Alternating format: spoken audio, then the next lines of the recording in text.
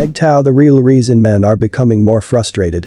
In this video, I'm going to talk about the source of men's frustration and how MGTOW can help. Hi and welcome to Male Wisdom. I want to talk about the source of men's frustration and how MGTOW can help. For too long now, society has been telling us what to do and how to think. We've been forced into a mold that doesn't fit us, and it's time for change. A lot of people have been wondering why this is happening and what we can do to change it. Well, I have some ideas and I want to share them with you. Given that this was never meant to be the case, I feel it's important to voice the male perspective on the issues of feminism, globalism, and the creeping radical liberalism that is destroying American culture. Based on our strengths, principles, and high ideals, we were supposed to build a safe and prosperous future. Ironically, it was our responsibility to bring about such a world. My point here is not to differentiate between liberals and conservatives. There are two sides to this argument, and in my opinion, both are equally deranged. The far left and far right. It's not a battle between crazies and sane folks. Let's assume for the sake of argument that Trump is an outsider and that the majority of Republicans do not back him. That's just how the future is meant to be, and you guys should already know it. It would help if you had the ability to reflect on the past. Act as if you were the head of state. To get where you want to go in the future, you need to create a plan or a hypothesis, test it, make any necessary adjustments, and then move forward with the right plan. That's the intended meaning, by the way. That's the expectation of males, at least. It's understandable that you might be thinking, well, some men do, if this is something you're unable or unwilling to do. Not only do they not, but neither do reasonable, intelligent women. They'd rather avoid interaction with you as well.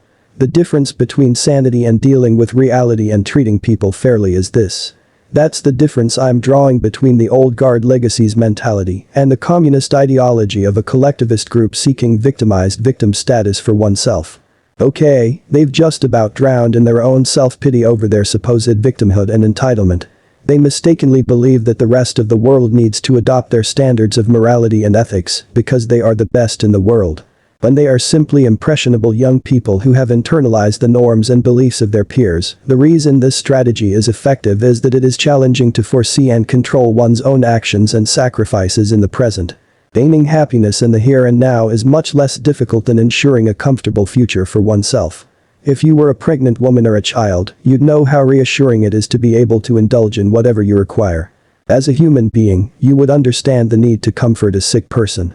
If you came from a family where you were expected to adopt this worldview, you might get it. You can understand their perspective, but they still need to grow up. The media knows they need to emerge from it, but they don't. It is more effective to appeal to people's emotions, such as sadness, anger, or frustration, than to their rationality, reasoning, or logic.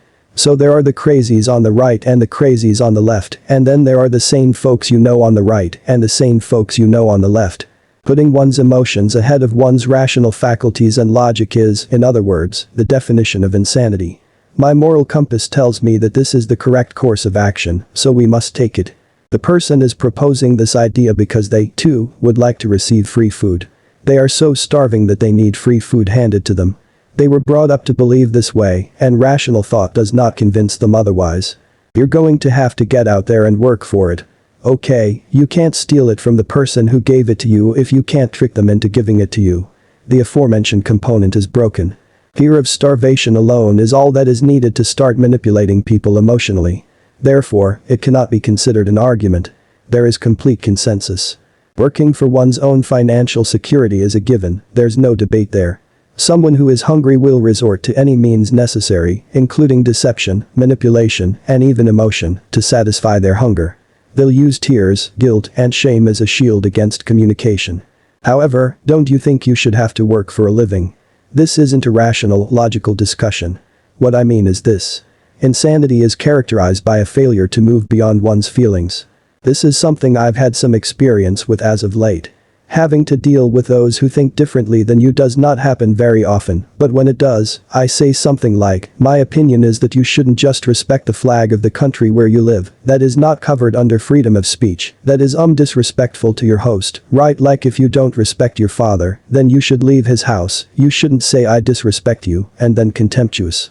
Having the guts to stand up for what you believe in, rather than hiding your true feelings, is an act of great disrespect. It's not like you see things as they really are. In other words, if you're going to behave that way, your father should kick you out. I stated the following, and in response, I received nothing but personal insults and emotional attacks. It seems they aren't even bothering to look up my name. There has been no interest in me at all. They don't recognize me and react with, "How dare you?"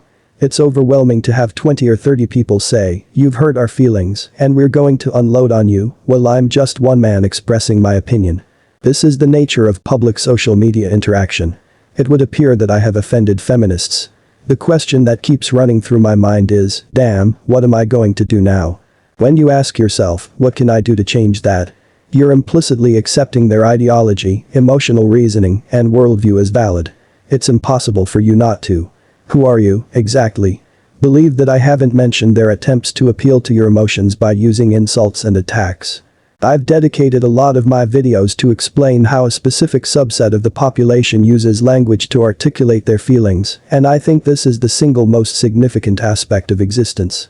They're pointing out that there are physical challenges that must be met before the region can enjoy sustained economic growth. Here is my plan and the effort I intend to put in to realize it. Oh no, this isn't going as planned. That's why I'm making these alterations. I need to reevaluate my approach and give something new a shot because that's what men and other rational, intelligent beings do on a daily basis. Traditions are as follows. Isn't this the main point of contention? So, and this is where the frustration comes from, you bring together two people, one who is dealing in the physical world, trying to make things better, and one who is talking about their emotions, how they were hurt, and how you offended them by not respecting them. Because of how their ancestors were treated, they cannot do anything successfully, be it to keep a job, rise in their profession, or compose music. They have no choice but to be bitter and assign blame. Therefore, when these two communities are brought together, how will they work together? How will they agree on anything? Is it something or someone that is facing reality and making an effort to succeed?